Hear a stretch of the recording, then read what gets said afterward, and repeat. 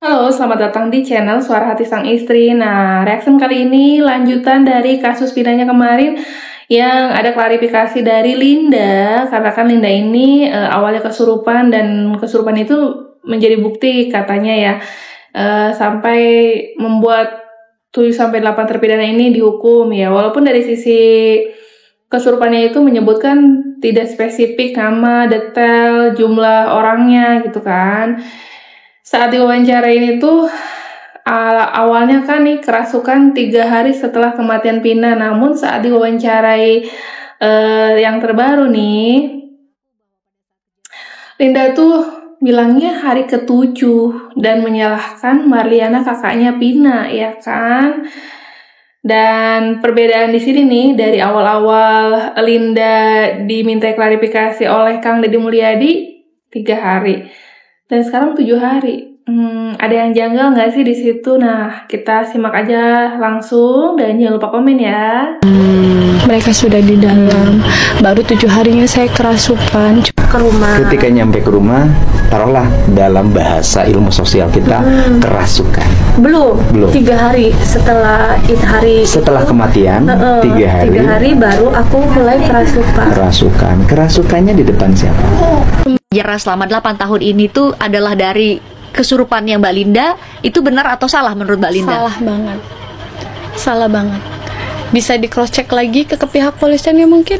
Ya kan ada katanya kan Mbak Marliana kan ngasih bukti itu ke pihak kepolisian. Silakan ditanya lagi ke penyidiknya. Waktu pas ngasihin itu kapan? Nyatanya memang nggak 3 hari dan posisinya mereka tuh sudah di dalam. Mereka sudah di dalam. Baru 7 harinya saya kerasukan.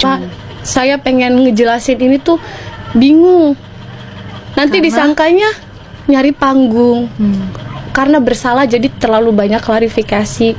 Akhirnya selama 8 tahun cuma saya kan yang paling banyak diam di antara saksi-saksi yang lain yang nggak muncul-muncul ke TV.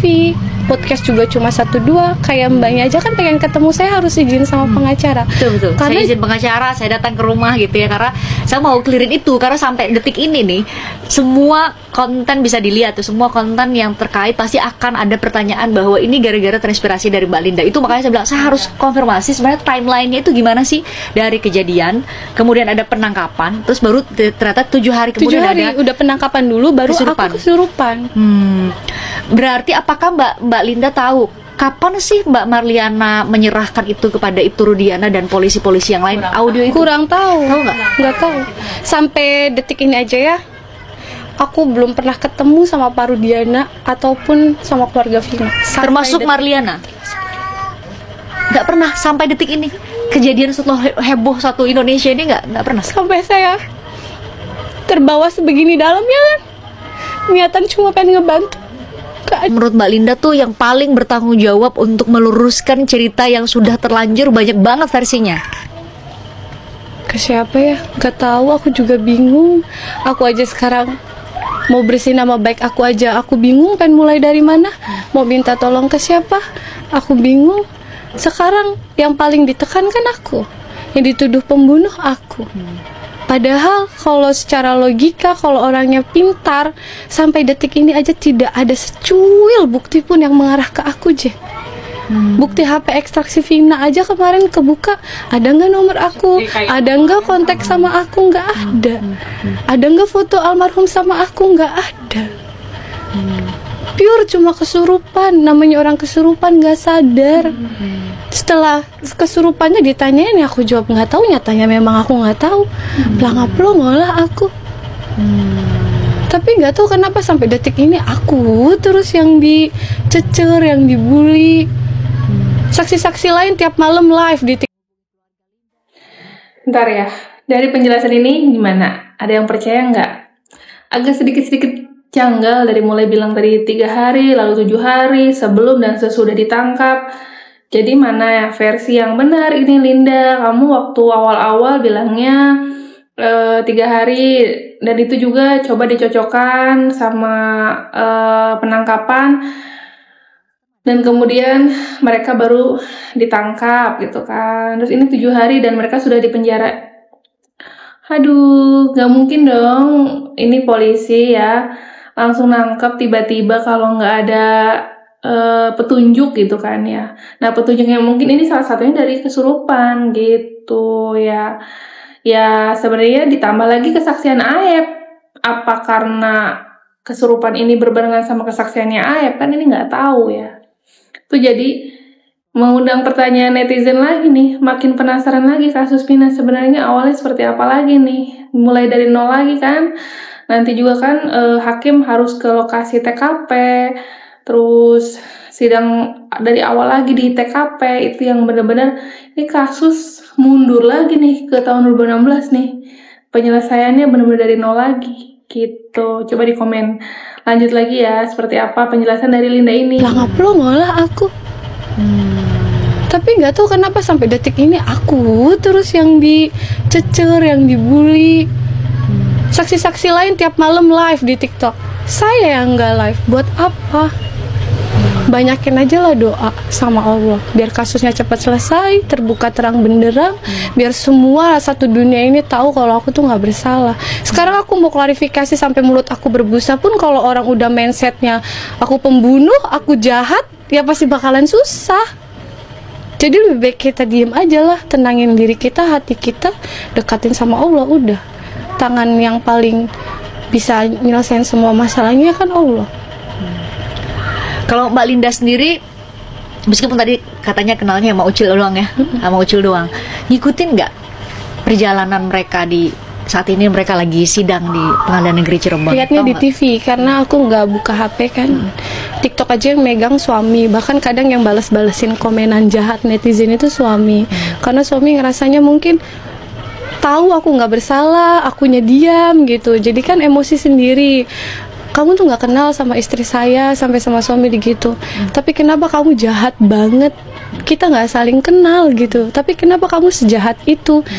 Gimana jadinya nanti kalau di akhir ternyata istri saya nggak bersalah? Kalian tuh akan seperti apa? Kalian udah terlanjur nanggung dosanya tuh ngebully saya, kan gitu.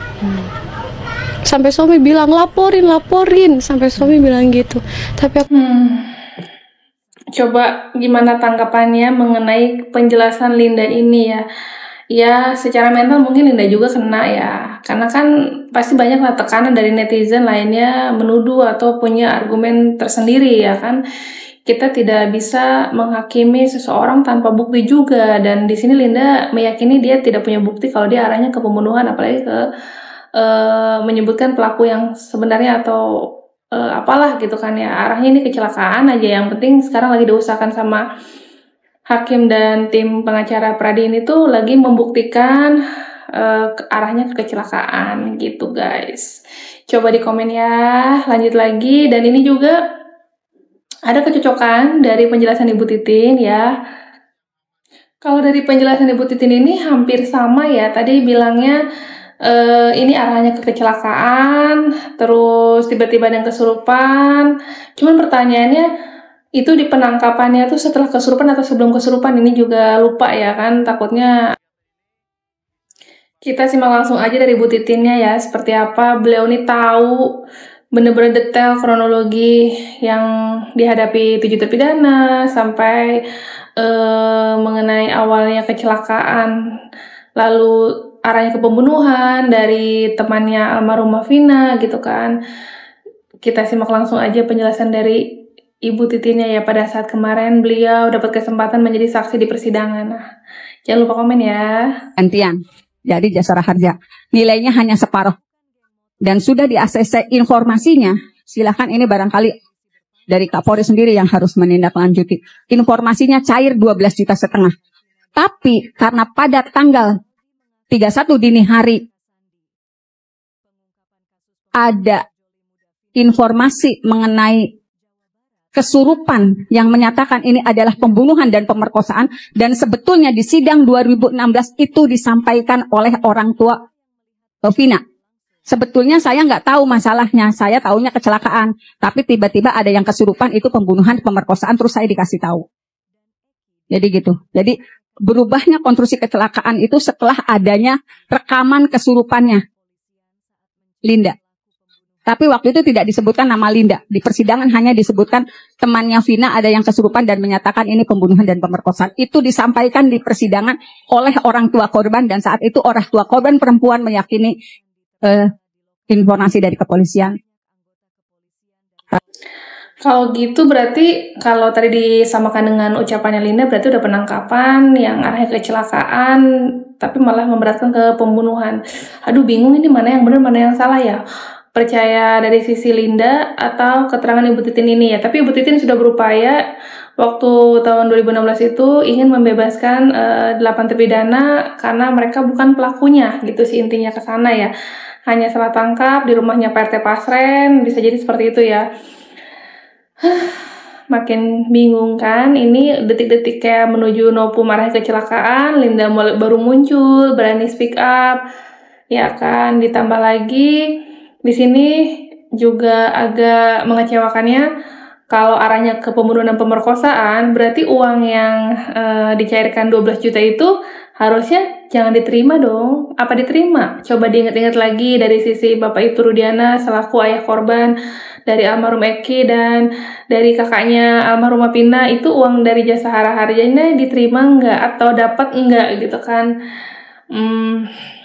Jadi jangan memanfaatkan situasi atau bisa jadi untung nih dari kematiannya almarhumah Pina dan almarhum Eki ya dari sisi uang lah gitu, maksudnya untungnya ya pasti dari sisi keluarga kehilangan lah karena meninggal kan. Aduh makin rumit. Nah baik lagi akhirnya kakaknya almarhumah Pina juga bisa diklarifikasi, bisa ditemui, bisa diwawancarai, dapat kesempatan klarifikasinya. Kakaknya Pina itu bilang dia agak shock, pasti agak mentalnya kena juga sama kayak Linda ya kan. Banyak tuduhan dari kalangan netizen, mungkin yang bahasanya biang kerok lah, takutnya terlibat lah.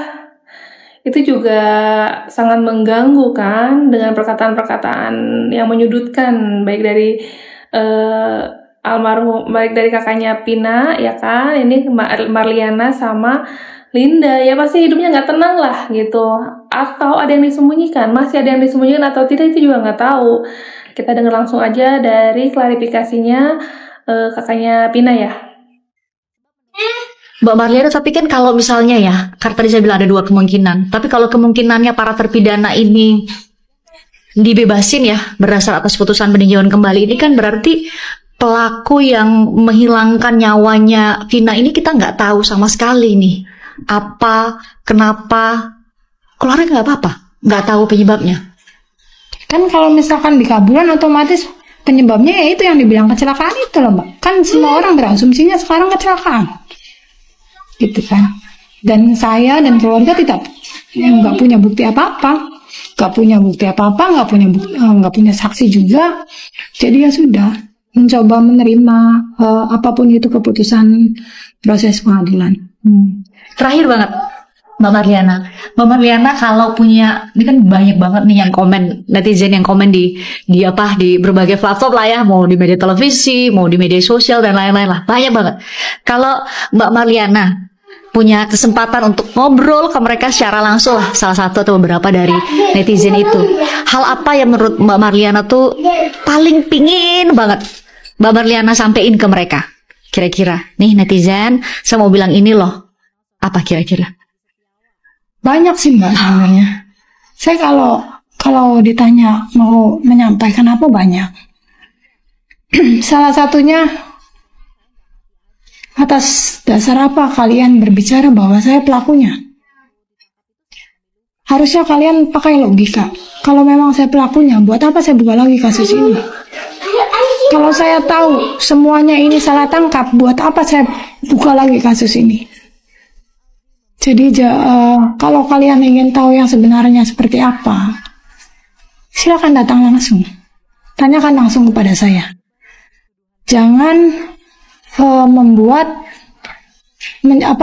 kayak jangan menggoreng yang nantinya orang-orang ikutan ke bawah,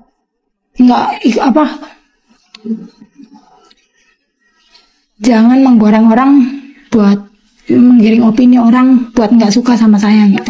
Kenapa jadi, kalau Mbak Marliana sendiri merasa kenapa jadi netizen nggak suka sama Mbak Marliana? Karena ya itu dari salah satu orang. Awalnya saya respect sama dia gitu. Siapa ini? Adalah. Saya respect sama dia karena dia bilang seperti ini loh, kok berani, saya bilang. Cuma lama-lama kok malah menyudutkan saya, bilang saya begini, bilang saya begitu. Sedangkan satu orang ini nih lagi berperan baik dalam netizen gitu kan, istilahnya pendukungnya banyak gitu loh Mbak. Nah dengan dia menjelekkan saya, akhirnya yang pengikutnya lah istilahnya gitu kan, ikut-ikutan. Akhirnya semuanya sekarang jatuhnya mencibir saya. Tadinya berhubungan baik sama Mbak Marliana orangnya? Nggak pernah kenal malah. Oh, Nggak terus pernah. bisa kemudian bikin netizen? Nggak ngerti saya. Nggak ngerti Mbak, mungkin ya itu kalau kata orang mah, sekarang kan berita adik saya itu kan lagi heboh ya. Bisa jadi mereka mencari cuannya seperti itu ya, saya juga nggak ngerti. Sampai sempat saudara bilang, ayo kamu bikin klarifikasi. Saya pikir, lah buat apa? Yang ada saya semakin capek, semakin pusing, semakin stres. Biarin orang tahu dengan sendirinya. Mereka nuduh saya ada di dalam bui, nanti ketemu di luaran saya di luar, dengan sendirinya mereka tahu kok. Gak perlu saya bikin pembelaan tentang diri saya. Biarkan saya dan Allah lah yang tahu gitu. Sebenarnya seperti apa yang terjadi, sebenarnya seperti apa yang terjadi sebenarnya gitu. Karena memang murni saya dan keluarga itu, apa yang saya bilang ya itulah kenyataannya. Bisa dinilai sendiri dari klarifikasinya Linda sama klarifikasinya ini ya, Marliana kakaknya almarhum Pina seperti apa. Jangan digoreng lagi, fokus aja ke proses persidangan untuk 6 terpidana. Kalau dari sisi pengacara Pradi dan tim bisa membuktikan arahnya ke kecelakaan, ya pasti otomatis dari 6-7 terpidana itu bebas. Gitu aja guys prosesnya, kita ikutin aja terus. Dan makasih udah sudah nonton channel Suara Hati Sang Istri. Bye.